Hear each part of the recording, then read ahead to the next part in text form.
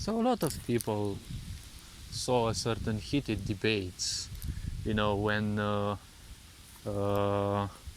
representative of, the Muslim um, religion, I always forget how they are called, how they call their priests. Uh, they were very angry at the fact that, Catholic priests in Germany were, worshipping the so-called, uh, what's it said? Oh yes, the rainbow flag. See, I don't know why those people would be angry at this thing, because if we are to remember one thing, a lot of men would live in those monasteries, far away from so-called civilization, although I don't know why it is called civilization, because every society would call itself civilized, because when you get so attached to your own morals, well, obviously they are the only possible morals in the world. So let's say in a twisted world, killing your enemy is moral because, they are basically the enemy. Or, shortly said, Christianity in a nutshell, or more or less kind of any religion in a nutshell. But see, the very simple point is this. See, those Catholic priests, right, with Catholicism being kind of the greatest murderers of the world, see, those Catholic priests worshipping the rainbow flag and, homosexuality and such, they're only continuing the, the tradition. Because, see, when you have priests throughout history, if you look at priesthood, right, and monks, better said, because they would live in monasteries far away from civilization, they were basically, or in most situations, if I remember correctly, or at least that's what history says, they were same gender, all in, a monastery, because they were thinking that God, the invented creation of us, well, somehow it told people that if you don't have sex with, the other gender, or probably don't have sex in any way, shape, or form, probably not even masturbate, well, the point is you will become a holy person. Well, to a certain extent, it is very true, because, keeping your semen is a very powerful thing for men. I'm not sure how powerful it is for women, but, well, the point is, women don't have semen, so the point is, well, there was a yogi explaining sexuality in the sense of sexual energy, that men can achieve a huge amount of it, but the problem is, you need to abstain from sex.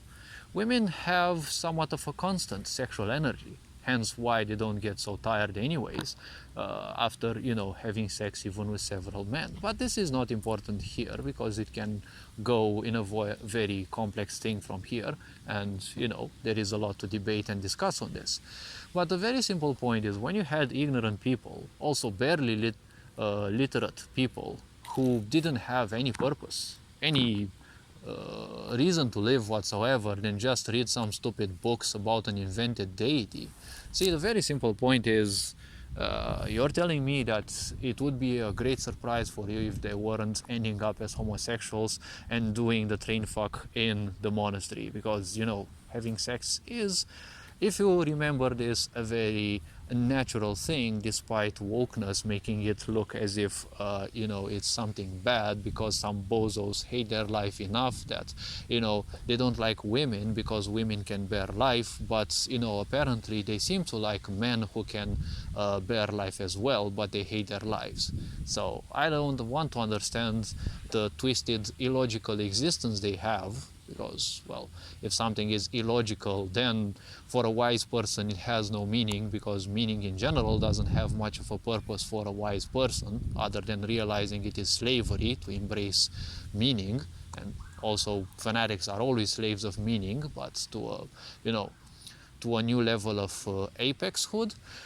But the point is, see, those people, those monks, in any religion, it doesn't matter what religion you have. If you simply live alone with people of the same gender, and your whole life is basically like that, sooner or later you will end up, falling for your own, sexual urges, because everyone would masturbate there more or less. Because let's face it, we all say nowadays that our ancestors were much wiser.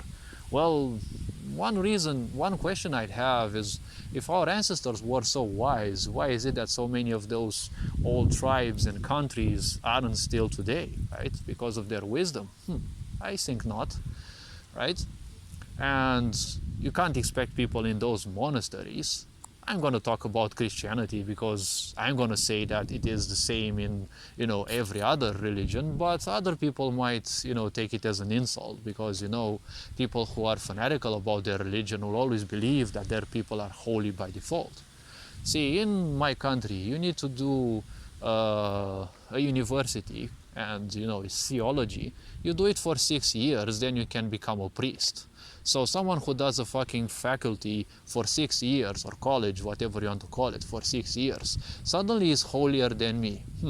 Quite interesting. And, one of the rituals is that the big priest will end butt fucking you. Okay, that is the entry thing.